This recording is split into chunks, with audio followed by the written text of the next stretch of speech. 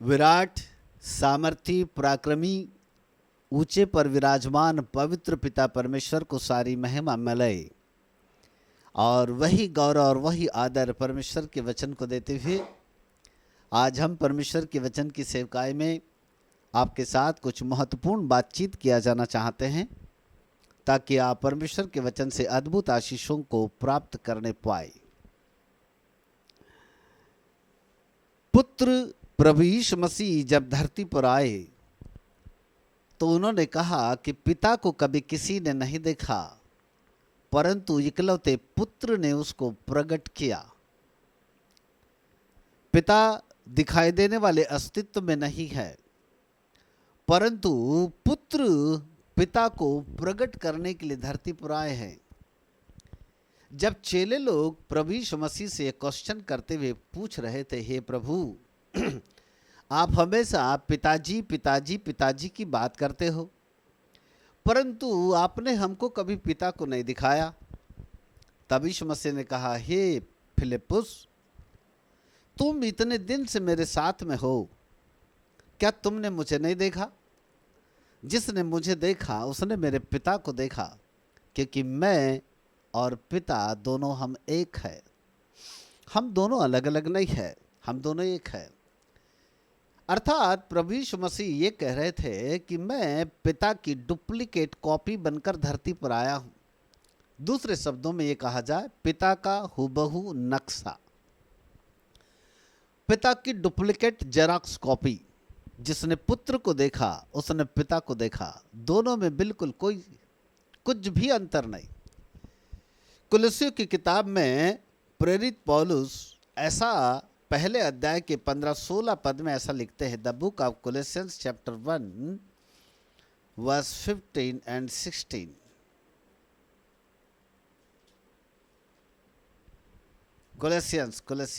कोलोसियो, वह तो अदृश्य परमेश्वर का प्रतिरूप और सारी सृष्टि में पहलौठा है। वह तो अदृश्य परमेश्वर का प्रतिरूप है, मतलब जिस परमेश्वर को कभी किसी ने नहीं देखा उस परमेश्वर का प्रतिरूप है प्रभु यीशु मसीह। अर्थात परमेश्वर पिता की डुप्लीकेट कॉपी, पिता का हूबहू नक्शा। पिता में और पुत्र में कुछ भी अंतर नहीं। जिसने पुत्र को देखा उसने पिता को देखा, क्योंकि उसने पिता की डुप्लीकेट कॉपी बनकर के धरती पर आया। उसी का नाम पुत्र है।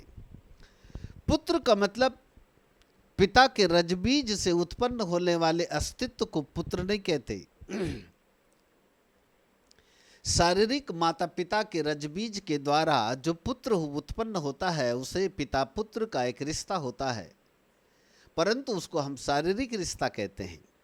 परंतु स्वर्गीय रिश्ते में पिता का पुत्र का मतलब माता पिता के अंडाणु और शुक्राणुओं से मिलने वाले समागम से उत्पन्न होने वाले अस्तित्व को पुत्र नहीं कहते। ये धरती की परिभाषा है, परंतु स्वर्गीय परिभाषा के अनुसार पुत्र का मतलब है पिता की डुप्लीकेट कॉपी, पिता का हूबहू नक्शा। उसका स्वरूप बिल्कुल जैसा वो है वैसा ही वो धरती पर के ऊपर बन करके आया, बिल्कुल उसकी सेम टू सेम वही कॉपी बन करके आया। इसलिए जब चेले लोग ये पूछ रहे थे, हे प्रभु हमको पिता को दिखाओ ना, पिता से आप रोज पिता पिता पिता पिता की बात करते हो परंतु प्रभु जी आप हमको ना पिता को कभी दिखाते नहीं हो। तब यीशु मसीह ने कहा, चेलो मैं इतने दिन से तुम्हारे साथ में हूं, क्या तुमने मुझे नहीं देखा? क्या तुमने मुझे नहीं देखा? जिसने मुझे देखा उसने मेरे पिता को देखा, क्योंकि मैं और पिता हम दोनों एक है, अलग अलग नहीं है, हम दोनों एक है उसने कहा। इसका मतलब है पिता को प्रकट करने के लिए पुत्र धरती पर आया, पिता को प्रकट करने के लिए आया। तब वो धरती के ऊपर यह भी कहता है, मैं अपने आप से कुछ नहीं करता, जो कुछ पिता को करते हुए देखता हूं वही मैं करता हूं। हालेलुया। जो कुछ मैं पिता को करते हुए देखता हूं मैं वही धरती के ऊपर करता हूं। इसका मतलब क्या था? इसका मतलब था कि पुत्र पिता के साथ लगातार संगति करता था। बाइबल कहती है सारी सारी रात पुत्र यीशु मसीह जंगलों में जाकर के प्रार्थना में बिताता। कई बार पहाड़ों के ऊपर जाकर के प्रभु यीशु मसीह प्रार्थना किया करता था अपने पिता के साथ। क्यों भाई? वो तो स्वयं परमेश्वर था, वो तो स्वयं परमेश्वर का पुत्र था, उसे पिता के साथ संगति करने की क्या जरूरत पड़ी?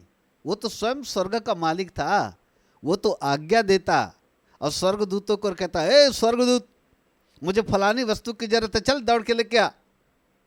तो 12 पलटन स्वर्गदूत दौड़ते दौड़ते दौड़ते दौड़ते 1 सेकंड में यीशु मसीह के पास आ जाते। मरते समय पतरस कहता है, हे प्रभु आप आज्ञा दो तो हम इनके ऊपर तलवार चला दें, आग गिरा दे। तब तलवार चला दे। तब यीशु मसीह कहता है, मैं चाहूं तो इनके ऊपर आग गिरा सकता हूं, मैं चाहता तो पिता से निवेदन करता तो 12 पलटन स्वर्गदूत यहां पर आके खड़े हो जाते, परंतु मैंने नहीं चाहा। वो क्या नहीं कर सकता था? उसके पास पूरा अधिकार था। उसके बावजूद भी पुत्र को पिता के साथ संगति करना पड़ा। जब वह रूपांतर के पहाड़ पर था, वहां पर प्रार्थना करने के लिए चला गया, याकूब, पतरस और यूहन्ना रूपांतर के पहाड़ के नीचे, तब अचानक पूरे पहाड़ जगमगा गया रोशनी से। वह चमकने लगा, उज्जवल हो गया, बड़ा भारी प्रकाश आया। अचानक उस प्रकाश को देखकर पतरस, याकूब और यूहन्ना की नींद खुल गई। तब उन्होंने देखा कि पहाड़ तो पूरा चमक रहा है। इतना ही नहीं, उन्होंने पहाड़ के ऊपर 2 पुरुषों को और देखा जिसका नाम मूसा और एलिया था। उनके भी चेहरे चमक रहे थे, यीशु मसीह का भी चेहरा चमक रहा था। प्रेज गॉड, हालेलुया, जोरदार ताली प्रभु के लिए। तब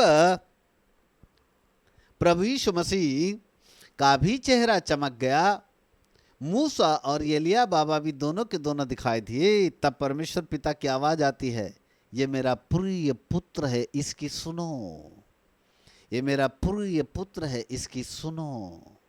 वहां पर भी पिता ने अपने पुत्र की पहचान को प्रकट किया। इसका मतलब था कि जितना ज्यादा प्रभु यीशु मसीह अपने पिता के साथ संगति करता था, जितना ज्यादा उसके करीब रहता था, पिता उतना ही करीब अपने पुत्र के रहता था। एक निकटतम संबंध हुआ करता था, और यही वो निकटतम संबंध है जिसके द्वारा पिता जो कुछ धरती के ऊपर कहना होता था, वो तमाम बातें पिता पुत्र को प्रकट करता था। और वो कहता था, बेटा कल क्या होगा, आने वाले कल को क्या होगा, क्या नहीं होगा, तमाम बातें प्रकट करता था। उसको मालूम था क्या होना है और क्या नहीं होना है, कौन सी घटना कल घटने वाली है। इन तमाम बातों के विषय में पुत्र को पहले से ही प्रकट हो जाता था, क्योंकि पिता अपने पुत्र के ऊपर उन बातों को प्रकट कर दिया चाहते थे। Hallelujah, praise God. यह है संगति का असर, इसे कहते हैं संगति का असर। मेरे प्रिय प्रभु के बालकों, 3 प्रकार के पिता होते हैं। Number 1 heavenly father, number 2 spiritual father, number 3 physical father, स्वर्गीय पिता। नंबर 2 आत्मिक पिता, और नंबर 3 शारीरिक पिता। स्वर्गीय पिता के रूप में प्रभु यीशु मसीह ने अपने पिता का परिचय दिया। मत्ती रचित सुसमाचार उसका 7 अध्याय उसकी 11 पद को यदि हम पढ़ें, मत्ती 7 उसका 11, तो वहां पर प्रभु यीशु मसीह अपने पिता का यूं परिचय देते हैं। हाँ, अतः जब तुम बुरे होकर हाँ, अपने बच्चों को अच्छी वस्तुएं देना जानते हो, तो तुम्हारा स्वर्गीय पिता अपने मांगने वालों को अच्छी वस्तुएं क्यों न देगा। तो वहां लिखा है कि तो तुम्हारा स्वर्गीय पिता अपने मांगने वालों को अच्छी वस्तुएं क्यों नहीं देगा। किसकी बात हो रही है? स्वर्गीय पिता, अर्थात स्वर्गीय पिता अपने मांगने वाले को अच्छी वस्तुएं क्यों नहीं देगा। यही बात यदि यूहन्ना रचित सुसमाचार के 17 अध्याय में यदि आप आ जाएं, और 17 अध्याय के 11 पद को पढ़े तो यहाँ पर और कुछ प्रभु ने कहा। आगे पढ़ते हैं। मैं अब जगत में न रहूंगा, परंतु ये जगत में रहेंगे, और मैं तेरे पास आता हूँ। मैं तेरे पास आता हूँ। हे पवित्र पिता, हे पवित्र पिता, अपने उस नाम से जो तूने मुझे दिया है उनकी रक्षा कर कि वे हमारे समान एक हों। हे पवित्र पिता, अपने उस नाम से जो तूने मुझको दिया है उसकी रक्षा कर कि वे हमारे समान एक हो जाए, हमारे समान एक हो जाए। जैसे पिता और पुत्र दोनों बिल्कुल एक है, ऐसे ही प्रभु यीशु मसीह यहाँ पर प्रार्थना करता है, हे पवित्र पिता, अपने उस नाम से जो तूने मुझको दिया है उनकी रक्षा करके वे हमारे समान एक हो जाएं। जरा 25 पद को भी पढ़ देंगे, फिर हम आगे फिर संदेश में जाएंगे। हाँ। हे धार्मिक पिता, हे धार्मिक पिता, संसार ने मुझे नहीं जाना, संसार ने मुझे नहीं जाना, परंतु मैंने तुझे जाना, परंतु मैंने तुझे जाना है, और इन्होंने भी जाना कि तू ही ने मुझे भेजा है, तूने ही मुझे धरती पर भेजा है। वाह वाह वाह। 3 बातें नोट किया आपने। मत्ती 7:11 में यीशु मसीह ने कहा स्वर्गीय पिता। यूहन्ना 17:25 में हमने पढ़ा हे धार्मिक पिता। 11 पद में पढ़ा हे पवित्र पिता। पिता का 3 परिचय प्रभु यीशु मसीह ने दिया। पिता के 3 परिचय प्रभु यीशु मसीह ने, पुत्र ने पिता के 3 परिचय दिया। नंबर 1 उसने कहा है धार्मिक पिता। दूसरी बात उसने कहा, नंबर 1 उसने कहा स्वर्गीय पिता। दूसरी बार उसने कहा धार्मिक पिता। तीसरी बार उसने कहा पवित्र पिता। 3 बातों को अब मैं आपके सामने प्रस्तुत कर रहा हूं। मेरे प्रिय प्रभु के बालकों, मैंने कहा 3 प्रकार के पिता धरती पर होते हैं। कुल मिला के 3 प्रकार के पिता हैं। एक है हेवनली फादर, अर्थात स्वर्गीय पिता, जिसे हम पिता परमेश्वर कहते हैं। उसके 3 परिचय है, स्वर्गीय पिता, धार्मिक पिता और पवित्र पिता। दूसरे होते हैं आत्मिक पिता। आत्मिक पिता 1 कुरिन्थियों 4:15। आत्मिक पिता कई बार प्रेरित पौलुस ने, जरा इसको पढ़ देंगे 1 कुरिन्थियों 4:15। क्योंकि यदि मसीह में तुम्हारे सिखाने वाले 10,000 भी होते, क्योंकि यदि मसीह में तुम्हारे सिखाने वाले 10,000 भी होते, तो भी तुम्हारे पिता बहुत से नहीं, तो भी वो तुम्हारे पिता नहीं। इसलिए कि मसीह यीशु में सुसमाचार के द्वारा मैं तुम्हारा पिता हूँ। परंतु इसलिए कि यीशु मसीह में सुसमाचार के द्वारा, संदेश सुनाने के द्वारा, तुमको उद्धार दिलाने के द्वारा, तुमको जीवन दिलाने के द्वारा, पौलुस कहता है मैं तुम्हारा आत्मिक पिता हुआ। मैं तुम्हारा आत्मिक पिता हुआ। जब प्रेरित पौलुस तिमोथी को पत्र लिखते हैं तो वो वहां पर कहते हैं हे मेरे प्रिय पुत्र तिमोथी। वो सगा शारीरिक बेटा नहीं था, परंतु तिमोथी को कई बार मेरे प्रिय पुत्र, मेरे प्रिय पुत्र, मेरे प्रिय पुत्र के रूप में संबोधन करता रहा। वो संबोधन करता रहा। इसका मतलब था कि आत्मिक रूप से भी हमारे पिता होते हैं। तीसरे प्रकार के जो पिता होते हैं उनको हम कहते हैं शारीरिक पिता, जो माता पिता के अंडाणु और शुक्राणु के द्वारा माता पिता के रजबीज से उत्पन्न होने वाले अस्तित्व को शारीरिक पिता पुत्र का रिश्ता दिया जाता है। उसे हम कहते हैं शारीरिक पिता, जो धरती के ऊपर आपकी शारीरिक माता पिता है। अब हम उनकी भी बात कर रहे हैं। 3 प्रकार के पिता का परिचय हमने आपके सामने रखा, ठीक है। परंतु जैसे पुत्र प्रभु यीशु मसीह ने पिता को 3 नामों से संबोधित किया। नंबर 1 स्वर्गीय पिता, नंबर 2 धार्मिक पिता, नंबर 3 पवित्र पिता। हालेलुया। स्वर्गीय पिता का मतलब है वो परमेश्वर जो स्वर्ग में निवास करता है। धरती के ऊपर जब कोई व्यक्ति मर जाता है तो हम एक गोल्डन कलर का फ्रेम बनाते हैं, उसमें उसका फोटो चिपका देते हैं और नीचे गोल्डन कलर से लिख देते हैं स्वर्गीय फलाना फलाना 11/12/95। भले ही दारू पी के मरा था, पक्का पता है दारू पी के मरा था, नीचे ही जाएगा, ऊपर तो नहीं जाएगा, फिर भी अपन गोल्डन कलर में लिख देते स्वर्गीय फलाना फलाना 11/12/95। ऐसा। हालेलुया, है ना। फिर पादरी साहब भी आकर के अच्छी वाली दुआ कर देते, प्रभु चला तो गया है, बस इसके प्राण इसकी आत्मा का रक्षा करे लेना। फिर अपन 3-13-40 निपटा के अनाज भर बोरा गाँव वालों को खिलाते, इस बात के लिए कि भैया जो मर गया अच्छे से दुआ करना, शांति मिले, क्योंकि दारू पी के जो मरा था, अपने को भी पक्का पता है दारू पी के ही मरा था, इसलिए नीचे गया होगा। फिर भी अपन बोरा भर अनाज खिलवा करके दुआ करवाते, भैया अच्छे से दुआ करना दादा, अच्छे से खाओ पियो ताकि उसको जरा शांति मिले। बोले आजकल तो व्हाट्सएप का जमाना आ गया, सोशल मीडिया के ऊपर कोई मर जाता तो दुआ करता कि नहीं करता तो पता नहीं, पर RIP लिख करके संबोधन कर देता है, प्रभु उसको शांति दे देना, उसके प्राण को बड़ी शांति मिले बोल करके अपन RIP बोल करके हाथ जोड़ करके बोलते दुआ करे थे कि उसके प्राण को शांति मिले। भले ही वो मूर्ति पूजा करके मरा, व्यभिचार करके मरा, कि दारू पी के मरा, पता नहीं, पर शारीरिक रूप में भी मर जाने वाले व्यक्ति को चलो, परंतु यदि एक आत्मिक व्यक्ति का देहांत हो जाता है, मर जाता है, तो कहीं न कहीं यीशु मसीह के ऊपर विश्वास करने के द्वारा और प्रभु यीशु मसीह के लहू के द्वारा उद्धार के अनुभव में रहता है। उसकी आत्मा को 2 स्वर्गदूत लेकर ऊपर वाले पैराडाइस में ले जाकर के रख देते हैं और परमेश्वर तुरंत उसके लिए एक हेवनली बॉडी का निर्माण करता है और उसके आत्मा के लिए एक हेवनली बॉडी का निर्माण करके उसको शरीर में रख दिया जाता है। वो ऐसा शरीर है जो स्वर्गीय शरीर है, जो दिखाई नहीं देता।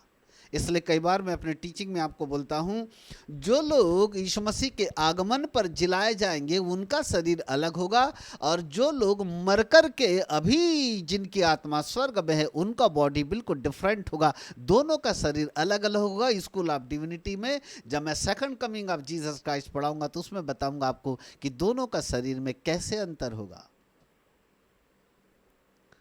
बोलो यीशु प्रभु की जय। हालेलुया। गहरी बातें वहाँ पढ़ाएंगे हम स्कूल ऑफ डिविनिटी में। आपको बहुत सारी चीज़ें खुलेगी, बड़ा रहस्य में बहुत सारी अद्भुत रहस्य स्कूल ऑफ डिविनिटी में खुलेंगे। ओके ना। तब ऐसे व्यक्ति को जो स्वर्ग में उसके लिए एक हेवनली बॉडी का परमेश्वर निर्माण कर देता है। फिर हम ये नहीं कहते कि धरती के ऊपर भले उसकी कब्रिस्तान है, साल में एक बार जाकर के धरती के ऊपर जाकर जरूर उसको अपनी यादगार करते हैं, उसको फूल माला चढ़ाते हैं, उसको उसको उसको उसको जो भी है वहाँ पर करते रहते हैं, यादगार करते रहते हैं। परंतु हकीकत में देखा जाए तो उसकी आत्मा स्वर्ग में है, पैराडाइज में है, और खुदा ने उसके लिए एक हेवनली बॉडी का निर्माण कर चुका है। वो वहां पर है, वो वहां पर है। Praise God, hallelujah. कुछ लोग शायद नेटवर्क के सही नहीं होने के कारण जुड़ नहीं पाए, कुछ आउट हो गए लगता है थोड़ा सा। कोई बात नहीं, कोई बात नहीं, ध्यान से सुनेगा, है ना। इसका मतलब है कि हमारे धरती के जरूर वो पिता थे, परंतु इस वक्त यदि वो ऊपर है तो हम उनको भी स्वर्गीय पिता के रूप में कह सकते हैं कि उनका स्वर्गवास हो गया, मतलब वो भी स्वर्गीय हो गए, हम उन्हें ऐसा कह सकते हैं। कुल मिलाकर के फिर बात वही कि वही घूम फिर करके आती है कि पिता तो कुल मिला के 3, एक ऊपर जिसका नाम स्वर्गीय पिता, एक धरती पर जो हमारे शारीरिक पिता, और एक आत्मिक रूप से जो हमको परमेश्वर के वचन की शिक्षा, परमेश्वर के वचन का ज्ञान, परमेश्वर के वचन के द्वारा उद्धार, परमेश्वर के वचन के द्वारा जीवन की बातें करते हैं, वो हमारे लिए आत्मिक पिता बन जाते हैं। 3 प्रकार के पिता। तीनों पिता के लिए प्रभु यीशु मसीह ने 3 बातें कही। नंबर 1 उसने कहा स्वर्गीय पिता, वो स्वर्ग में है। नंबर 2 उसने कहा धार्मिक पिता। नंबर 3 उसने कहा पवित्र पिता। धार्मिक पिता इसलिए, स्वर्गीय पिता इसलिए क्योंकि वो ऊपर चला गया, क्योंकि वो ऊपर में निवास करता है। शारीरिक पिता इसलिए क्योंकि वह धरती पर है। परंतु आत्मिक पिता इसलिए क्योंकि वह हमको जीवन की बातें करता है। पर यीशु मसीह ने उस पिता को 3 रूप में संबोधित करके कहा, हे धार्मिक पिता, अर्थात जिसके द्वारा हमको धर्म की पहचान होती है, जिसके द्वारा हमको धार्मिकता मिलती है, जिसके द्वारा हमको परमेश्वर के सामने खड़े होने का हियाव मिलता है, जिसके सामने हमारे अपने जीवन को राइटफाइड कर सकते हैं, जिसके द्वारा हम खुदा के सामने अपनी धार्मिकता के आधार पर अपनी पहचान को लेकर के आ सकते हैं, वहां पर हम कह सकते हैं कि वो हमारा धार्मिक पिता हुआ। यदि प्रभु यीशु मसीह का पिता स्वर्गीय पिता था, यीशु मसीह का पिता धार्मिक पिता था, यीशु मसीह का पिता पवित्र पिता था, तो हमारे भी पिता 3 होने चाहिए। नंबर 1, वो स्वर्गीय पिता भी है, वो हमारे लिए धार्मिक पिता भी है, और वो हमारे लिए पवित्र पिता भी है। हालेलुया। शारीरिक पिता भी हमारे लिए, शारीरिक पिता का जब डेथ हो जाता है तो स्वर्गीय पिता बन जाता है। जब धरती पर है तब तक शारीरिक पिता, जब धरती से चला गया तो स्वर्गीय पिता। परंतु जब धार्मिकता की बातें करके हमको धर्म के अनुभव में लेके आया, जीवन के अनुभव में लेके आया, तो धार्मिक पिता, और अनुशासित करते हुए हमारे जीवन को पवित्रता की ओर लेकर के जाता है, तो वह हमारे लिए पवित्र पिता बन जाता है। क्या आप मेरी बात समझ रहे हैं? हालेलुया। हेलो, मेरी बात समझ में आ रही है आपको? आत्मिक पिता की ओर पर भी यदि हम ध्यान दें तो आत्मिक पिता भी हमारे लिए 3 प्रकार से बन जाते हैं। जब तक धरती के ऊपर है तब तक वो आत्मिक पिता, जिस दिन ऊपर चला गया उस दिन स्वर्गीय पिता, और जिस दिन तक वो हमको धर्म की ज्ञान की बातें बता बता कर जीवन की ओर लाते गया, वो हमारे लिए धार्मिक पिता बन जाता है, क्योंकि वह हमें यीशु मसीह की धार्मिकता, पिता परमेश्वर की धार्मिकता और पवित्र आत्मा की धार्मिकता, अनंतकालिक धार्मिकता में हमको शामिल करते चला जाता है, और हम उस धार्मिकता में पल कर बड़े होकर के परमेश्वर की महिमा करने लगते हैं। इसलिए वो हमारा धार्मिक पिता भी बन जाता है, और वो हमारा पवित्र पिता भी बन जाता है, क्योंकि वो परमेश्वर के वचन की आज्ञा का पालन कराने के द्वारा हमारे जीवन को पवित्रता की ओर लेकर के जाता है। कोई भी आत्मिक पिता अपवित्रता की ओर अपने बच्चों को लेकर के नहीं जाता। कोई भी आत्मिक पिता हो चाहे शारीरिक पिता हो, अपने बच्चों को गलत रास्ता नहीं दिखाता ताकि वो अशुद्ध जीवन जिए, अय्यासी का जीवन जिए, गलत जीवन जिए। कभी भी ऐसा जीवन जीने की सलाह नहीं देता, वरन अपने बच्चों को वह धार्मिकता की भी शिक्षा देता है, पवित्रता की भी शिक्षा देता है। 11 पद, हे पवित्र पिता, अपने उस नाम से जो तूने मुझे दिया है उनकी रक्षा करके वे हमारे समान एक हो जाए। इसका मतलब है कि पवित्र पिता से प्रभु यीशु मसीह जब निवेदन करते हैं, वो कहते हैं कि स्वामी, उस नाम से जो तूने मुझको दिया, अर्थात यीशु मसीह के नाम से प्रभु मैं आपसे विनती करता हूं कि उस नाम से जो तूने मुझको दिया है, उस नाम से ऐसा कर कि उनकी रक्षा कर, उनकी रक्षा कर, हमारे लिए बात कर रहा है, वो उनकी रक्षा करके वे हमारे समान एक हो जाए। यानी यीशु मसीह के समान हम भी उस पवित्र पिता के साथ, धार्मिक पिता के साथ, स्वर्गीय पिता के साथ एक हो जाए, एक हो जाए। Praise God, hallelujah. और यदि हमको उस स्वर्गीय पिता के साथ, पवित्र पिता में, धार्मिक पिता में, स्वर्गीय पिता में हमको यदि एक होना है, तो हमको यीशु मसीह की नकल मारनी पड़ेगी। यीशु मसीह क्या करते थे? वो अपने पिता के साथ संगति करता था। अदन की वाटिका में भी देखोगे ना, तो पुत्र आदम पिता परमेश्वर के साथ अदन की वाटिका में संगति किया करता था। बिना संगति के पुत्र और पिता का रिश्ता नहीं होता। बिना संगति के हम पवित्रता की ओर नहीं जा सकते, बिना संगति के हमको जीवन नहीं मिलेगा, बिना संगति के हम धार्मिकता की ओर आगे नहीं बढ़ सकते। हमें जरूरत पड़ेगी संगति की, हमें जरूरत पड़ेगी एक अच्छे फेलोशिप की, जिसके द्वारा हम आगे बढ़ सकते हैं। पुत्र परमेश्वर का पुत्र होने के बावजूद भी, परम प्रधान परमेश्वर का पुत्र होने के बावजूद भी पिता के साथ संगति करता था। पहाड़ों के ऊपर, जंगलों में रात रात भर जाकर संगति किया करता था, संगति किया करता था। उस संगति के द्वारा उस पुत्र कहता है वो मेरा धार्मिक पिता भी है, वो मेरा पवित्र पिता भी है, पवित्र पिता भी है। सेम शारीरिक पिता और आत्मिक पिता के साथ में भी यदि हमारी संगति बनी रहती है, गहरी दोस्ती बनी रहती है, गहरी संगति बनी रहती है, तो हम उनके साथ भी ये चीज़ों को प्राप्त कर सकते हैं। अर्थात नंबर 1 धार्मिकता और पवित्रता। जितना ज़्यादा अपने जीवन के अंदर धार्मिकता में चलना है तो संगति करो आत्मिक लोगों के साथ, अच्छे आत्मिक लोगों की संगति करना सीखो, अभिषिक्तों की संगति करना सीखो।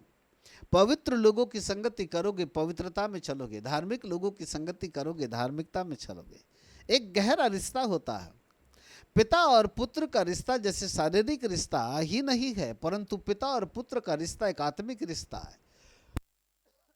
और जितना ज़्यादा आप एक आत्मिक रूप से पिता और पुत्र के बीच के रिश्ते को यदि हम निभाते चालू कर देते हैं, जितने गहराई के साथ हमारा रिश्ता बनता चला जाता है, परमेश्वर की ओर से धार्मिकता और परमेश्वर की ओर से पवित्रता हमारे जीवन के अंदर में आने लगती है, आने लगती है, आने लगती है, आने लगती है। जितनी दूरी है उतनी ही आपके जीवन के अंदर अशुद्धता आएगी। आत्मिक लोगों से जितना दूर रहोगे, जिंदगी के अंदर गंदगी उतनी ही ज़्यादा आएगी। पवित्र लोगों के साथ जितना करीब रहोगे उतनी ही आपकी जिंदगी के अंदर सुधार आएगा, सुधार आएगा। हालेलुया। जैसे पुत्र पिता के साथ संगति करता है, मूसा 40 दिन तक पिता के साथ पहाड़ के ऊपर संगति करते रहा। उस संगति के कारण बाइबल कहती जब मूसा पहाड़ से नीचे उतरा तब उसका चेहरा चमक रहा था। इस्राएली लोग उसके चेहरे को देख नहीं सकते थे, ऐसा चेहरा चमकता था। उसे कहते हैं संगति, उसे कहते हैं संगति, संगति, संगति। संगति दोनों तरफा होती है, वो दोनों एक दूसरे को देखते हैं, दोनों की तरफ से संगति होती है, अर्थात दोनों की तरफ से एक दूसरे के साथ एक गहरा संबंध। चर्च का कलीसियाई रिश्ता केवल रिश्ता हमारा साधारण रिश्ता नहीं होता, परंतु वो एक रिश्ता आत्मिक माता पिता का रिश्ता होता है, आत्मिक बेटा बेटियों का रिश्ता होता है। उस रिश्ते में गहराई होना है, उस रिश्ते को मजबूती के साथ हमको पकड़ना है ताकि हम आगे बढ़ सके और परमेश्वर की ओर से हम जैसे पुत्र प्रभु यीशु मसीह ने पिता के द्वारा आशीषों को प्राप्त किया वो काम कर सके। तब पुत्र कहता है मैं अपने आप में कुछ नहीं करता, जो कुछ पिता को देखते हुए करता हूं वही करता हूं। इसका मतलब है पिता के पास जो गुण है वो पुत्र के पास आते हैं, पिता के पास जो अभिषेक है वो पुत्र के पास आता है, पिता के पास जो अथॉरिटी है वो पुत्र के पास आती है, पिता के पास जो ज्ञान है वो पुत्र के पास आता है, पिता के पास जो स्वभाव है वो पुत्र के पास आता है, पिता के पास जो हुनर है, जो सामर्थ है वो पुत्र के पास में आने लगता है। यही बात पुत्र कह रहा था, जो कुछ मैं पिता को करते हुए देखता मैं वही करता, मैं अपने आप से कुछ नहीं करता। जो अधिकार मेरे पास है, जो स्वभाव मेरे पास में, जो अभिषेक मेरे पास में, जो सामर्थ्य मेरे पास में, जो अधिकार मेरे पास में है वो मेरे अपने नहीं है परंतु मेरे पिता के। क्यों? क्योंकि वो पिता के साथ संगति करता था। Hallelujah, praise God. अब उदाहरण के लिए ये जितने लोगों के वीडियोस बंद रहते हैं, मैं इनको देखा भी नहीं, जानता नहीं, पहचानता नहीं, रास्ते में यदि मिल जाए कभी बोले ना सर जय मसीह की, मैं सर जूम के ऊपर जुड़ता था, फलाने जगह आता था, पता नहीं भाई कौन हो, क्या हो, कैसे हो, किधर दिखते थे, आपकी नाक टेढ़ी है कि आँख 3 है कि हाथ पैर 4 है कि 10 सिर वाले हो, तो मुझे कैसे पता चलेगा। संगति उसे कहते हैं जब हम आमने सामने एक दूसरे को देखें। जब आप आमने सामने एक दूसरे को देखते हो मेरे शब्द आपकी आत्मा के अंदर उतरेंगे, और जब हम एक दूसरे को आमने सामने देखेंगे वो अभिषेक, वो पावर, वो अथॉरिटी, वो ज्ञान, वो स्वभाव, वो सब कुछ आपके अंदर में आएगा। इसलिए कई बार बोलते हैं वीडियो खोलो, परंतु कुत्ते की टेढ़ी पूछ, उसको कितना भी सीधा करो सीधा नहीं होता। इससे ज्यादा अब क्या बोले आपको, है ना। फिर आपकी मर्जी। कई बार तो जिनकी आदत सी बन गई वीडियो बंद करने की, खोल देते, तो मैं उनको कहता हूं भाई जल्दी से वीडियो बंद कर देना, क्योंकि अब आदत ही उनकी, उनको खोलने से क्या फायदा। पर आपको बताऊं संगति इसे नहीं कहते कि अपन जुड़े तो थे जी, फलाने जगह आए तो थे, भाई मैं आपको जानता ही नहीं कौन जुड़ती। एक का नाम है ओके, अब कौन ओके है तो क्या मालूम, ओके ये वाई ओके बोलेगा भाजी मैं एक बार ओके के नाम से जुड़ा था, तो मैं ठीक है भाई ओके, मुझे तो आपको नहीं जानता। उस दिन यीशु प्रभु भी कहेगा जो हे प्रभु कहने वाले स्वर्ग के राज्य में प्रवेश नहीं करेंगे, परंतु केवल वो जो पिता की इच्छा पर चलते हैं। फिर उस दिन बहुत सारे लोग कहेंगे प्रभु हमने तेरे नाम से चिन्ह चमत्कार किए, हम जूम के ऊपर आते थे, जुड़ते थे, फलाने आदमी का संदेश भी सुनते थे, वो आपके बारे में बताते थे, बहुत सारी बातें बताते थे, हम सीखते तो थे, सुनते थे, ये कान से फेंक देते थे। उस दिन फिर यीशु मसीह को कहेंगे प्रभु तेरे नाम से हमने दुष्ट आत्माएं भी निकाली थी, चमत्कार भी किए थे, तब प्रभु जी बोलेगा मैं तो तुम्हें नहीं जानता, तुम कौन हो, मैं तो तुम्हें नहीं जानता। हो सकता है तुम मुझे पहचानो, परंतु मैं आपको नहीं जान पाऊंगा। वह एक रिश्ता होता है, वो एक रिश्ता होता है, हालेलुया, एक गहरा रिश्ता होता है।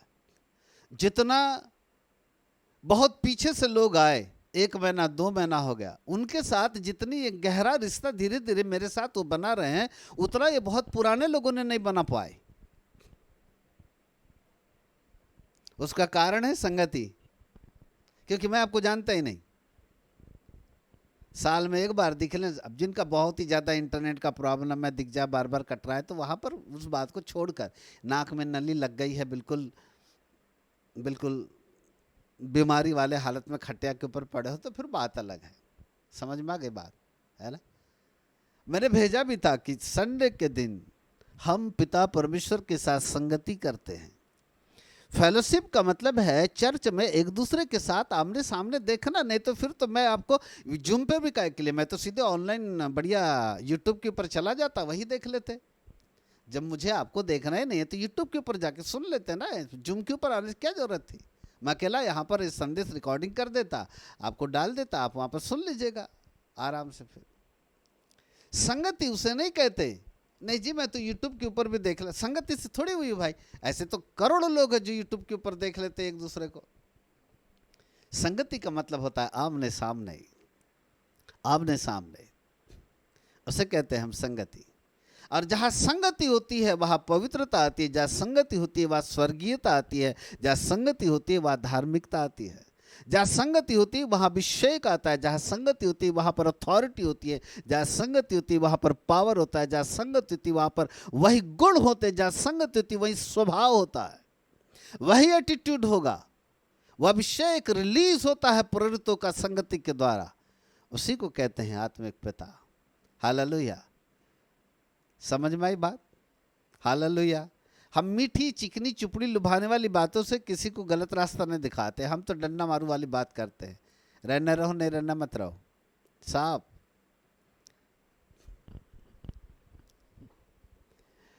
हम क्वालिटी बनाना चाहते हैं ताकि ऊपर जाओ तो सीना ठोक करके कह सको प्रभु हमारी जिंदगी को कूट कूट कर ठोक ठोक करके ठीक किया गया है, ताकि हम खुदा के सिंहासन के सामने राइट फाइट हो सके। वो वाला जीवन की बात करते हैं, है कि नहीं। ऑफलाइन होते हमारे सामने तो वहां पर ये वाली बात की जरूरत ही नहीं थी, सामने बैठते, है ना। व्यवस्थित बैठना चाहिए संडे के दिन, बिल्कुल व्यवस्थित, अच्छे कपड़े पहनकर सुट बुट के साथ बिल्कुल दिखने, वीडियो अच्छा लाइट रख के अच्छा वीडियो चालू करके मस्त बिल्कुल तरू ताज़ा लगना चाहिए कि आज मैं प्रभु से मिलने आया हूँ। हम किसी इंसान से नहीं, हम प्रभु से मिलने के लिए आते हैं। परंतु एक और हम पिता परमेश्वर से भी मिलते हैं, लेकिन दूसरी ओर हम आत्मिक पिताओं से भी मिलते हैं। शारीरिक पिता तो आपके घर में होंगे, यदि जिंदा है तो उनके साथ रोज मुलाकात करते होंगे, और नहीं है तो कोई बात नहीं, है ना। तब ये 3 चीजें आती है। Praise God, hallelujah.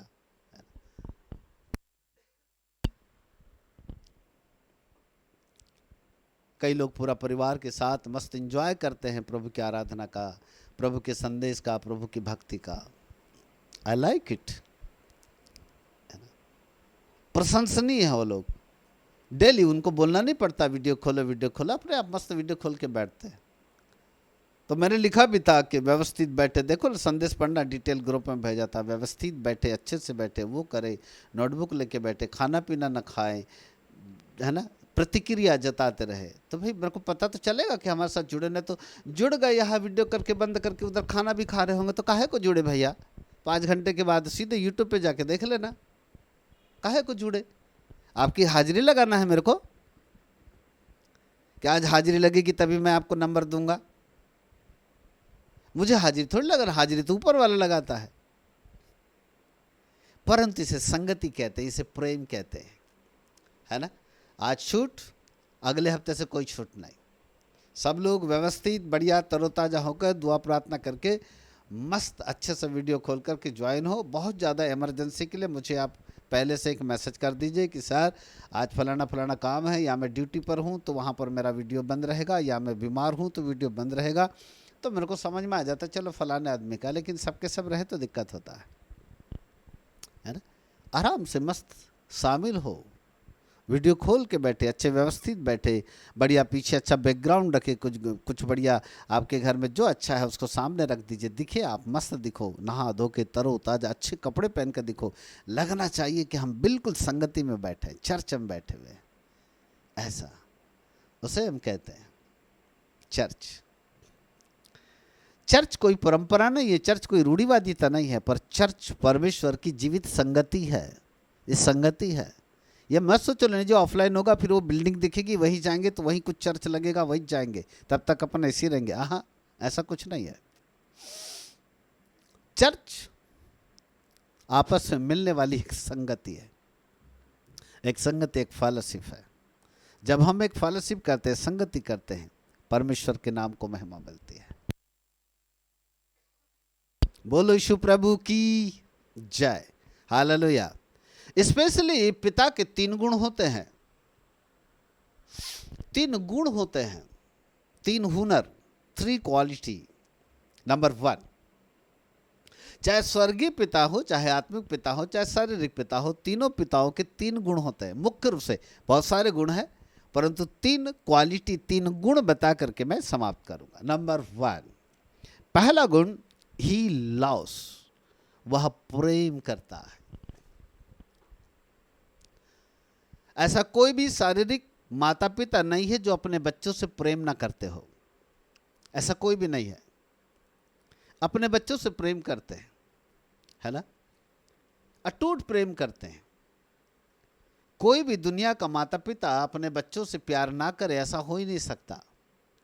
अब्राहम अपने बेटे इसहाक को बहुत प्यार करता था, बहुत प्यार करता था। उठता था तो इसहाक, सोता था तो इसहाक, खाता था तो इसहाक, नहाता था तो इसहाक। उसकी जुबान पर इसहाक के नाम को छोड़कर कुछ था ही नहीं। तब खुदा को एक दिन जलसी हो गई।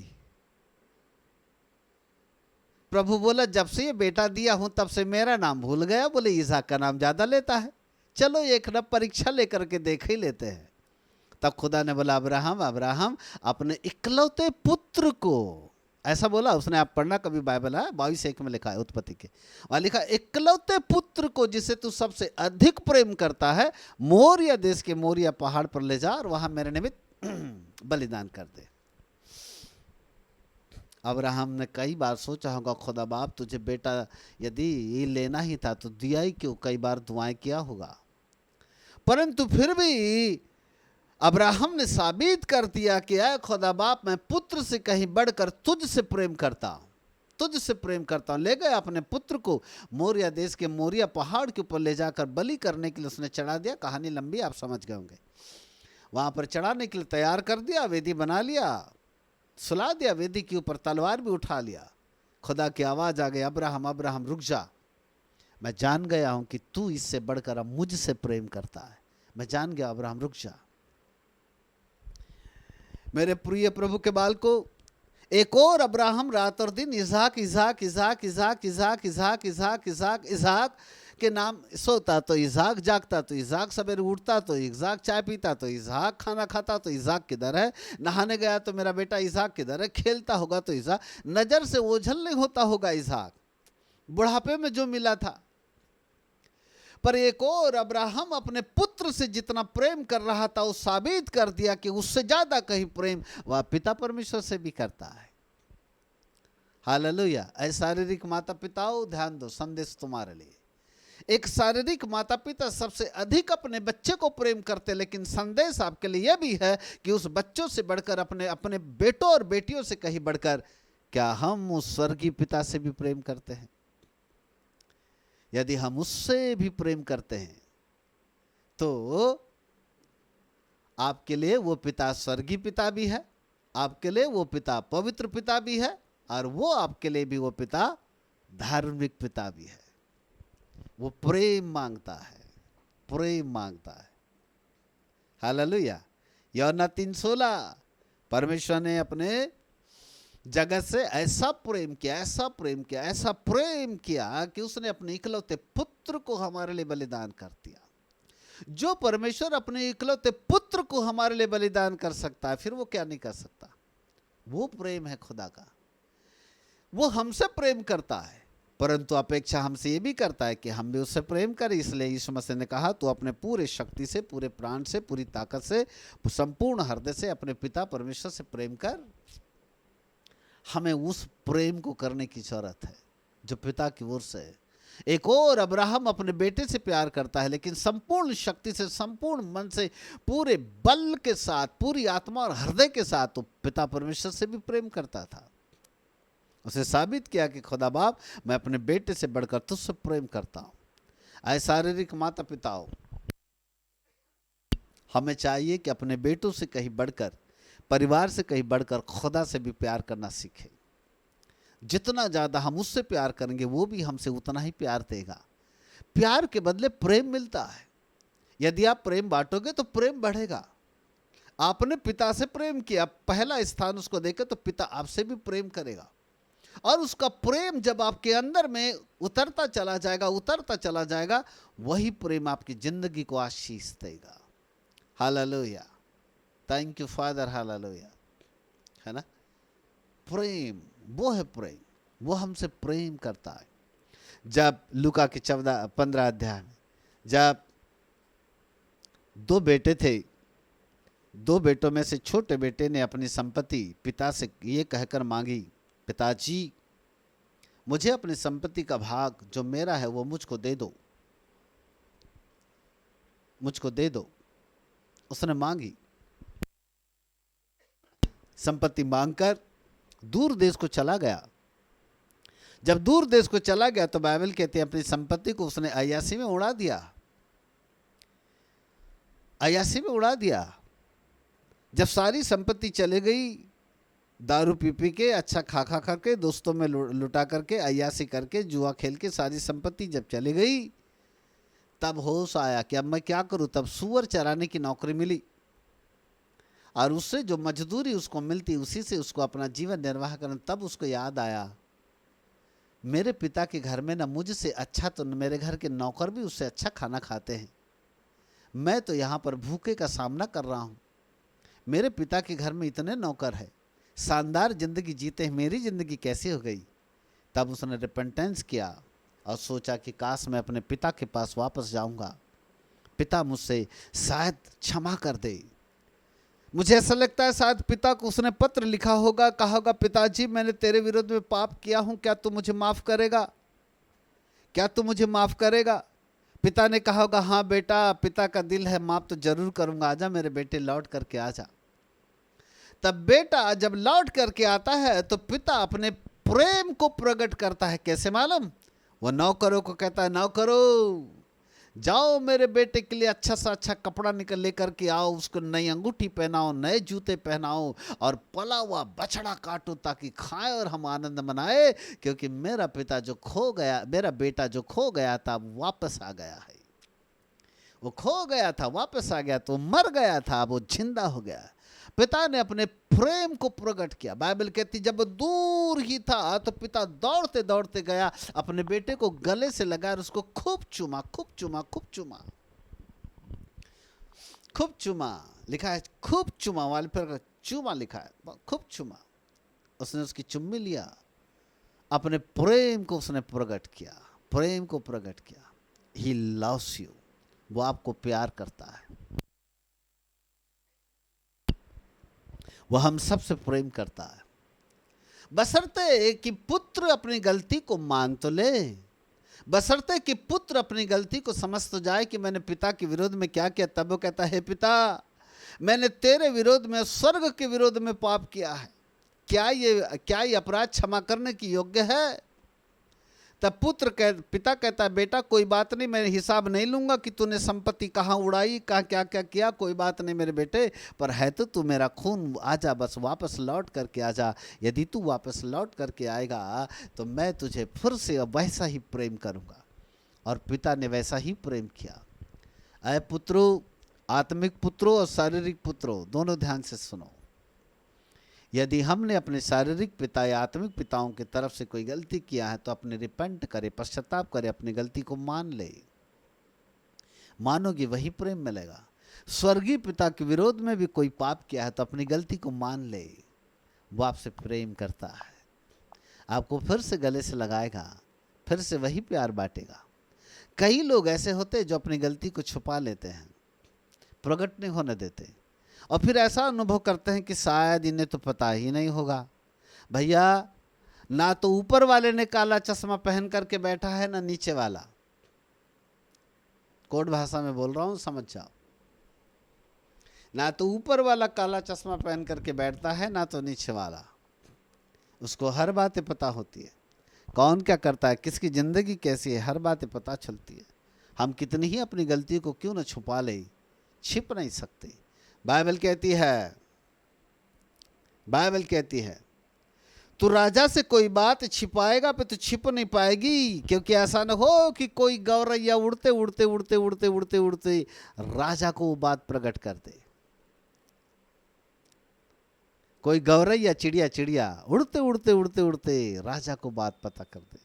राजा से कोई चीज छिपाने नहीं सकते, पता हो जाता है। अपनी गलती का रिपेंटेंस करे, पश्चाताप करे, उस लेवल में फिर से आके खड़े हो जाओगे। यदि आपने अपने जीवन के अंदर बहुत सारी चीजों को खो दिया है, वो वस्तु आपको फिर से मिल जाएगी। पिता ने उसको फिर से वापस किया। वो कहता, मेरे बेटे के लिए पला हुआ बछड़ा काटो ताकि खाए और आनंद मनाए। उसको अच्छे से अच्छा कपड़ा पहनाया, उसको अंगूठी पहनाया, उसको जूते पहना के उसका आदर किया, उसका मान किया, उसका सम्मान किया। पला हुआ बछड़ा काटा, आनंद मना। बड़ा बेटा कहता है, पिताजी मैं तो इतने दिन से आपके साथ में हूं, आपने मेरे लिए कभी ऐसी वाली पार्टी नहीं की। तो पिताजी कहते हैं, बेटा तू तो मेरे साथ में ही था, तू तो मेरे साथ में था, परंतु ये बेटा जो खो गया था ये वापस आ गया है। ये बेटा जो मर गया था ये जिंदा हो गया, इसलिए आज इसके लिए पार्टी है। Praise God, hallelujah, praise God. He loves अस, वह हमसे प्रेम करता है। नंबर 2, ही गिव्स अस, वह हमें देता है, उदारता पूर्वक देता है। खुदा कभी कंजूसी से नहीं देता, वो देता है। इसलिए यीशु मसीह ने कहा, मांगो तो तुम पाओगे, खटखटाओगे तो तुम्हारे लिए दरवाजा खोला जाएगा। क्योंकि जो मांगता है वो पाता है, जो खटखटाता है उसके लिए दरवाजा खोला जाता है। यीशु मसीह ने कहा, यदि तुम मेरे नाम से मेरे पिता से कुछ मांगोगे तो वो जरूर देगा, वो जरूर देगा। फिर से पढ़ते मत्ती 7:11, देखो वहां क्या लिखा है। मत्ती 7:11 फिर से पढ़ते, उस पद को हमने पढ़ा था पर एक बार और पढ़ते। हाँ,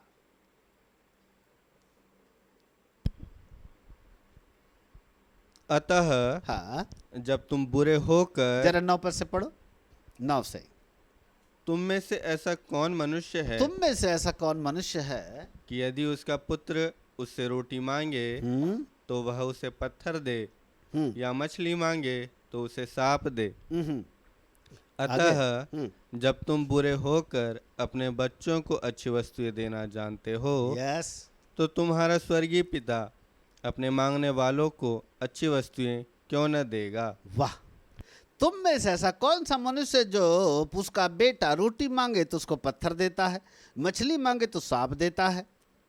यदि तुम बुरे होकर अपने बच्चों को अच्छी अच्छी वस्तु देना जानते हो, तो तुम्हारा स्वर्गीय पिता भी अपने मांगने वालों को अच्छी वस्तु क्यों नहीं देगा, क्यों नहीं देगा। मांगो तो पाओगे, मांगो तो पाओगे। हालेलुया, जोरदार ताली प्रभु के वचन के लिए। Hallelujah, glory to Jesus. मांगो तो पाओगे। अच्छा, एक बात बताओ, शारीरिक पिता माता पिता हैं, जितने माता पिता हो ध्यान दो। यदि आपके बच्चे आपसे जो मांगते हैं देते कि नहीं देते? ब्लेड को छोड़कर, चाकू को छोड़कर। चॉकलेट मांगे तो चॉकलेट देते, कहते पापा पापा लस्सी खाऊंगा तो लस्सी दे, लस्सी खाने के लिए पैसा दे देते हैं, वो क्या है ना। जो भी जो भी जो भी जो भी जो भी जब भी बच्चे लोग कोई मांग करते, बहुत दिन हो गए मम्मी अच्छा ना खाना नहीं बनाया, चलो ना आज थोड़ा सा एक अच्छा वाला खाना खा के आते हैं, तो बच्चों के कारण माता पिता भी उनके साथ अच्छे रेस्टोरेंट में जाकर के अच्छा बढ़िया एंजॉय करके आते हैं। और जब बच्चे पेट भर खा लेते हैं तो माता पिता को लगता, हाँ बोले हमारे बच्चों ने अच्छा खा एंजॉय किया ना। बच्चे एंजॉय किया मतलब हमने भी एंजॉय कर लिया। ऐसा कोई माता पिता नहीं है जो अपने बच्चों की इच्छा को पूरा नहीं करते। यदि शारीरिक माता पिता अपने बच्चों की हर एक मांगों को पूरा कर सकते हैं, वो अच्छी वस्तुएं मांगते तो बुरी वस्तुएं नहीं देते। हमारा स्वर्गीय पिता भी ऐसे ही है।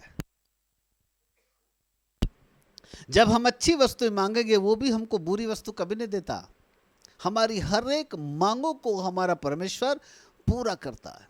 आत्मिक पिता भी कुछ ऐसे ही होते हैं। मांगो तो दिया जाएगा। कई बार लोग फोन के ऊपर अलग अलग चीजों की चर्चाएं करते हैं, वो हमसे दुआएं करवाते हैं, हम उनके लिए दुआएं कर देते हैं दिल की गहराई से, कि एक आत्मिक पिता का दिल रखते हुए। और जो दुआ दिल की गहराई से जाती है आशीष के रूप में, वो उनके लिए फलवंत होती है और उनको वैसा ही मिल जाता है। कारण वो एक रिश्ता है, वो एक संगति है।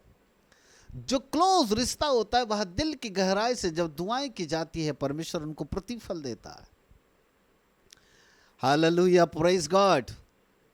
नाउ, है ना, प्रभु आपको आशीष दे। तीसरा पॉइंट शॉर्ट में बता दे रहा हूं, है ना।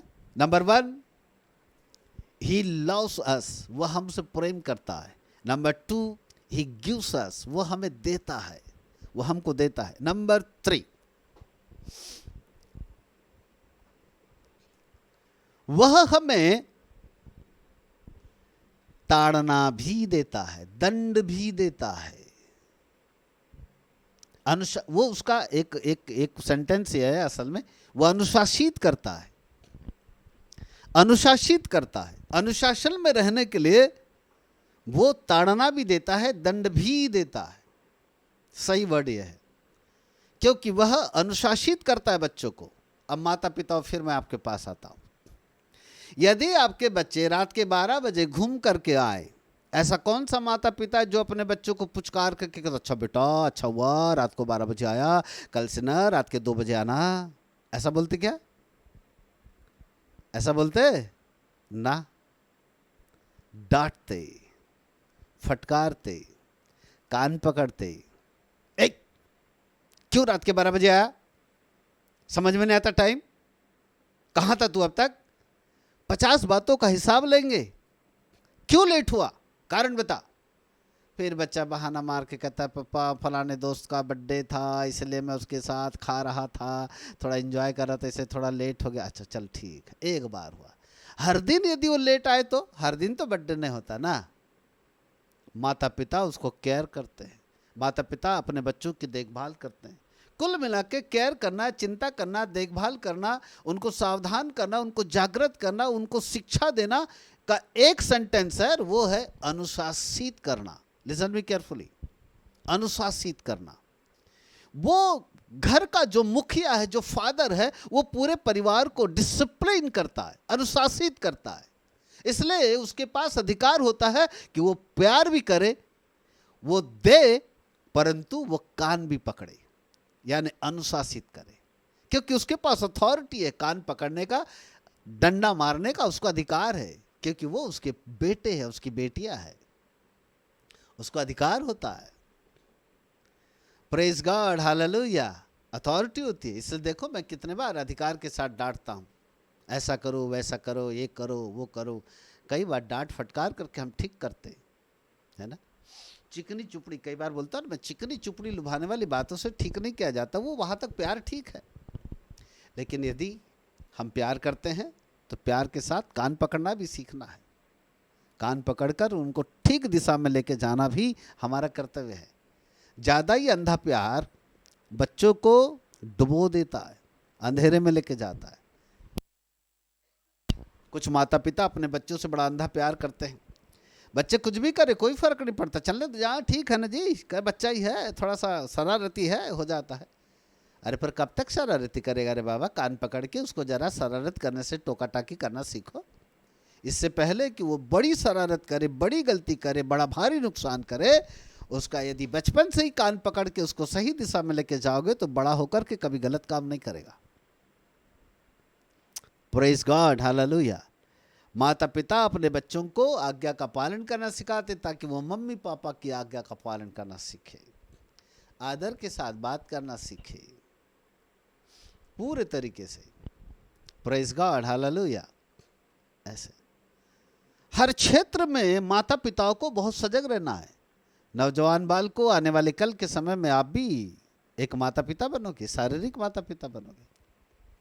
आज आप अपने माता पिता की आज्ञा का पालन करोगे तो कल को आपके बेटे आपकी आज्ञा का पालन करेंगे। मेरे गुरु हमेशा एक सेंटेंस कहते हैं, वो बात मैं गांठ बांध के रख लेता हूँ, कुछ कुछ बातें उनकी मेरे जिंदगी में बड़ी काम आ जाती है, उनको रखता हूँ मैं। मेरे गुरु ऐसा कहते हैं, जो व्यक्ति अपने आत्मिक माता पिता का जो व्यक्ति अपने शारीरिक माता पिता का आदर नहीं कर पाया, वो व्यक्ति कभी भी आत्मिक माता पिता का आदर कभी नहीं करता। जो व्यक्ति शारीरिक माता पिता की आज्ञा का पालन नहीं कर पाया, वो आत्मिक माता पिता की भी आज्ञा का पालन कभी नहीं करते। मेरे गुरु ऐसा कहते हैं और वो 99% सही बोलते हैं। आजमाई भी बात थी उनकी। हालेलुया। कहने का मतलब ये है, सजग रहो, तैयार रहो, हमेशा तत्पर रहो, आज्ञा का पालन करना सीखो, हर बातों में जवाब देना मत सीखो, नम्रता और दीनता से हर बातों का आज्ञा पालन करना सीखो। हम जितनी ज़्यादा यदि आज्ञा का पालन करेंगे, हमें पवित्र पिता और धार्मिक पिता के साथ संगति मिलेगी। उसकी पवित्रता, उसकी धार्मिकता हमारे करीब करीब आती चले जाएगी। उसके साथ भी, आत्मिक पिता के साथ भी, शारीरिक पिता के साथ भी, तीनों पिता आपके लिए बड़े महत्वपूर्ण हैं। मेरे लिए भी, आपके लिए भी, हम सब के लिए भी। हालेलुया। जितना महत्व स्वर्गीय पिता का है, उतना ही महत्व आत्मिक पिता का है, उतना ही महत्व शारीरिक माता पिता का है। जितना इंपॉर्टेंस आप अपने शारीरिक माता पिता को देते हो, उतना ही इंपॉर्टेंस अपने आत्मिक माता पिता को दो, उतना ही इंपॉर्टेंस, बल्कि उससे ज्यादा ऊपर वाले पिता को दो। क्योंकि पुत्र ने भी यही काम किया, पुत्र ने भी यही किया। वही होती है संगति। जितना ज्यादा हम उनसे तीन चीजों में आगे बढ़ते चले जाएंगे, वो दंड देता है, वो दंड देता है। जब पुत्र अपने पिता की संपत्ति को लेकर के दूर देश की ओर चला गया, तो उसने अपनी संपत्ति को खर्च कर डाला। लूका रचित सुसमाचार 15 अध्याय 13 पद। बहुत दिन न बीते थे कि छोटा पुत्र सब कुछ इकट्ठा करके दूर देश को चला गया और वह कुकर्म में अपनी संपत्ति उड़ा दी। जब वह सब कुछ खर्च कर चुका तो उस देश में बड़ा अकाल पड़ा और वह कंगाल हो गया। ये लो, एक नंबर का कंगाल बन गया, बाप की संपत्ति लेके गया था। इसलिए वह उस देश के निवासियों में से एक के यहाँ जा पड़ा और उसने उसे अपने खेत में सूअर चराने के लिए भेजा। और वह चाहता था कि उन फलियों से जिन्हें सूअर खाते थे अपना पेट भरे। जो फलियां सूअर खाती थी वो उसकी मजदूरी थी। अर्थात सूअर जिन फलियों को खाकर के पेट भरा करती थी, ये बेटा जो इतने धनी परिवार का रहने वाला बेटा उन सूअर की फलियों को खा करके अपना जीवन निर्वाह कर रहा था। पिता के दृष्टिकोण में ओझल नहीं था, पिता देख रहा था। परंतु यदि पिता अपने तरफ से उसको आह्वान देता और ये कहता कि मेरे बेटे तू बड़े कष्ट में लौट के आ जा, तो पुत्र को यह एहसास होता कि अरे चलो हम गलती करते तो है, तो बाप तो हमको तो क्षमा कर ही देता। अरे बाबा, मैंने अपनी संपत्ति को उड़ा तो दिया था, लेकिन फिर से मेरे पिता ने देखो फिर से उड़ा के फिर दे रहा है, फिर संपत्ति देगा, फिर उड़ा दूंगा। ये एहसास उसको होता। अर्थात पिता के महत्व को नहीं समझ पाता, पिता के अंदर के उस प्रेम को नहीं समझ पाता। यदि बेटा गलती करे तो माता पिताओं दंड देना सीखो, दंड देना सीखो, उन्हें पनिशमेंट करो, तब वो सही लाइन पे आएंगे, सही लाइन पे आएंगे। और ऐ पुत्रों, यदि तुम्हारे माता पिता चाहे शारीरिक हो चाहे आत्मिक हो, जो भी हो, यदि तुम्हें दंड देते उसका बुरा मत मानो, क्योंकि उनके द्वारा दी जाने वाली डांट तुम्हारे सिर के ऊपर उत्तम तेल के समान है जो हारून के सर पर डाली गई। लिखा है धर्म की डांट उस तेल के समान है जो हमारे सिर के ऊपर आती है। उत्तम तेल यानी उत्तम अभिषेक। जब धर्मियों की डांट के द्वारा हमारी जिंदगी सरलता की ओर चलने लगती है, वहां परमेश्वर की ओर से अभिषेक आने लगता है। इसलिए मैं कई बार बोलता हूँ, चिकनी चुपड़ी लुभानी वाले बातों से हम आपकी जिंदगी को विनाश की ओर ले जाना नहीं चाहते। हम तो डांट के फटकार के आपकी जिंदगी को मारते हुए कुटते हुए वश में लाकर आपको सीधा बनाना चाहते हैं, ताकि ऊपर जाकर के आपको हिया हो और खुदा के सिंहासन के सामने बड़े मजबूती के साथ आप खड़े हो सके। Praise God, hallelujah. अनमोल बात है आपके लिए। पिता को मालूम था कि बेटे ने संपत्ति उड़ा दिया। पिता को यह भी मालूम था कि वो सूअर चरा रहा है, और जो मजदूरी उसको सूअर चराने के द्वारा जो फलियां खा रहा है, उन्हीं फलियों को खा के उसी मजदूरी के द्वारा उसको अपन जीवन निर्वाह करना है, पिता को मालूम है। परंतु पिता ने कभी भी अपने तरफ से आह्वान नहीं किया, आजा बेटा, आजा बेटा, आजा बेटा, ऐसा नहीं किया। पनिशमेंट दिया, बेटा भुगत, थोड़ा दंड पा। जब तक तेरे अंदर रिपेंटेंस के गुण नहीं आ जाते, जब तक तुझे इस बात का पछतावा नहीं आ जाता, जब तक तुझे तेरी गलती का एहसास नहीं हो जाता, तब तक तू ये दंड पा। और बेटा दंड पा रहा है, दंड पा रहा है। बड़े दिनों के बाद होश आया, काश मैं अपनी संपत्ति पिता से नहीं लेता, काश मैं पूरी संपत्ति को लेकर के यहाँ पर नहीं आता। मेरे पिता के घर में नौकर भी है, वो अच्छा खाना खाते हैं, दिन में 4 बार खाना खाते हैं। मुझको तो ये फलियाँ खानी पड़ती है जो सूअर खा रही है, ऐसी वाली फलियाँ खा के दिन गुजारने पड़ते हैं। बाद में जब बहुत समय हो चुका तब उसको याद आया, तब अपनी गलती का रिपेंटेंस करके कहता है, पिताजी आपके दिल में एक थोड़ी सी जगह है क्या मुझे माफ़ कर देने के लिए? तो पिता कहता है, बेटा थोड़ी सी नहीं, बहुत बड़ी जगह है। तो सही पिताजी, इसका क्या चिन्ह होगा कि मैं यदि आऊं तो तू मुझे माफ कर देगा? तो बेटे तू दूर से जब आएगा ना तो तुझको मेरे बिल्डिंग के ऊपर, मेरे महल के ऊपर एक हरी झंडी दिखाई देगी, और ये हरी झंडी यदि दिखाई देगी तो समझ लेना कि मैंने तुझको माफ कर दे, चला जा। तब बेटा जब दूर देर से वापस आया, तब दूर से उसने अपने पिता के द्वारा देखी हरी झंडी को देखा, समझ गया पिता के हृदय में प्रेम है। पर पहले पहल पिता की ओर से नहीं, पुत्र की ओर से होती है, पुत्र की ओर से होती, क्योंकि पिता दंड देता है, वो अनुशासित करता है। दंड देने के द्वारा अनुशासित करता है, ताड़ना देने के द्वारा, कान पकड़ने के द्वारा अनुशासित करता है। ज़्यादा ही लाड़ प्यार में नहीं सड़ाता, अनुशासित करता है। उसके पास अनुशासन होता है, चाहे वो आत्मिक पिता हो चाहे शारीरिक पिता हो। मैं एक शारीरिक पिता होने के नाते भी बच्चों के जीवन के ऊपर अनुशासन रखता हूँ। एक समय होता है खाने का, एक समय होता है सोने का, एक समय होता है उठने का, एक समय होता है बाइबल पढ़ने का, एक समय होता है हमारे मीटिंग का, एक समय होता है हमारे काम करने का। हर चीज़ का एक लिमिटेड टाइम। विदाउट टाइम यदि कोई भी कानून तोड़ता है तो वो मेरे ओर से डांट खाता है, दंडित होता है। एक शारीरिक पिता होने के नाते मैं अपने बच्चों को भी दंड देता हूँ, अनुशासित करता हूँ। एक आत्मिक पिता होने के नाते मैं आप लोगों को भी डांटता हूँ, अनुशासित करता हूं। हालेलुया। तो वो जो हमारा स्वर्गीय पिता है, यदि हम धरती के ऊपर कोई गलती करते हैं तो वो भी हमें ऐसे ही दंड देता है। फिर हमको कई दर्द होता है, कई तकलीफ होती है, कई पीड़ाएं होती है, कई समस्याएं आने लगती। फिर हम कहते हैं पादी साहब दुआ कर दो, ये समस्या है। परंतु आपको बताऊं, ये परमेश्वर पिता की ओर से कई बार ताड़नाएं होती है। प्रेज गॉड, हालेलुया, है ना। सो 3 पिता का परिचय। नंबर 1 स्वर्गीय पिता, नंबर 2 धार्मिक पिता, नंबर 3 पवित्र पिता। इस 3 पिता में बिब्लिकली और 3 पिता कौन कौन?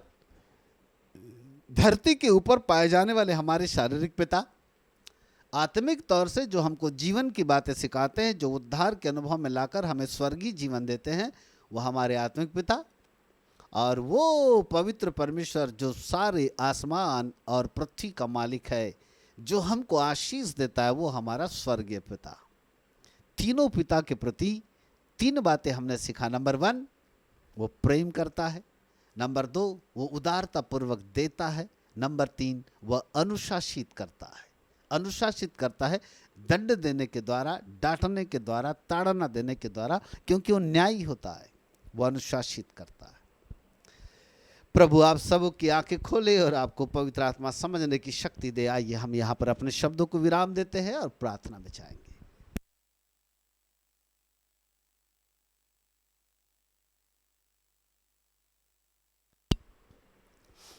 पवित्र पवित्र पवित्र पिता परमेश्वर, प्रभु यीशु मसीह के सामर्थी अद्भुत और पवित्र नाम में हम आपका हृदय से धन्यवाद करते हैं, आपके नाम की स्तुति, तारीफ और प्रशंसा करते हैं। हे पवित्र स्वामी, पुत्र प्रभु यीशु मसीह ने धरती के ऊपर पिता का परिचय दिया, और प्रभु वो बात कि पुत्र ने पिता को प्रकट कर दिया, और जो कुछ पिता को करते हुए देखता है वही पुत्र करता है। इसका मतलब प्रभु हम ये सीख रहे हैं कि पुत्र पिता के साथ संगति करता है और उस संगति में प्रभु जो कुछ पिता उसको दिखाता है वही पुत्र करता है। पिता की डुप्लीकेट कॉपी बनकर पुत्र धरती पर आता है। आत्मिक दुनिया में भी कई बार ऐसा ही है, जो हमारे आत्मिक पिता होते हैं उनकी नकल हमारे ऊपर आ जाती है। उनका अभिषेक, उनके द्वारा पाए जाने, उनकी सामर्थ्य, उनका अधिकार, उनका स्वभाव, उनके गुण हमारे जीवन के अंदर आने लगते हैं स्वामी, और हम भी उसी अभिषेक में खड़े होकर के पिता परमेश्वर शायद हम भी आत्मिक रूप से एक आत्मिक माँ बाप बन जाते हैं। हम अपने बच्चों के लिए यही दुआ मांगते हैं, बाप स्वामी वे लोग भी पिता परमेश्वर बड़े फेथफुल रहे परमेश्वर के प्रति, आत्मिक लोगों के प्रति, शारीरिक लोगों के प्रति, ताकि खुदा बाप ये विश्वास योग्यता उनके जीवन के लिए एक अथॉरिटी, एक पावर, एक अभिषेक, एक स्वभाव को लेकर के आए। उनकी जिंदगी के अंदर भी पवित्र पिता और धार्मिक पिता और स्वर्गीय पिता की छवि दिखाई दे। जैसे पुत्र ने पिता के साथ अपनी संगति बनाई, वैसे ही हम सब खुदा बाप अपने आत्मिक माता पिता के साथ में भी और शारीरिक माता पिता के साथ में भी गहरी संगति करें, और स्वर्गीय पिता परमेश्वर के साथ भी हमारी संगति रहे। वही संगति प्रभु जी हमको आगे लेकर के जाती है, वही संगति हमको आशीष देती है, वही संगति हमको प्रतिफल देती है, वही संगति हमको अभिषेक देती है, सामर्थ्य देती है, हमको अथॉरिटी देती है। प्रभु हमारे अंदर स्वभाव को लेकर के आती है। राजा हम आपके नाम को धन्य कहते हैं।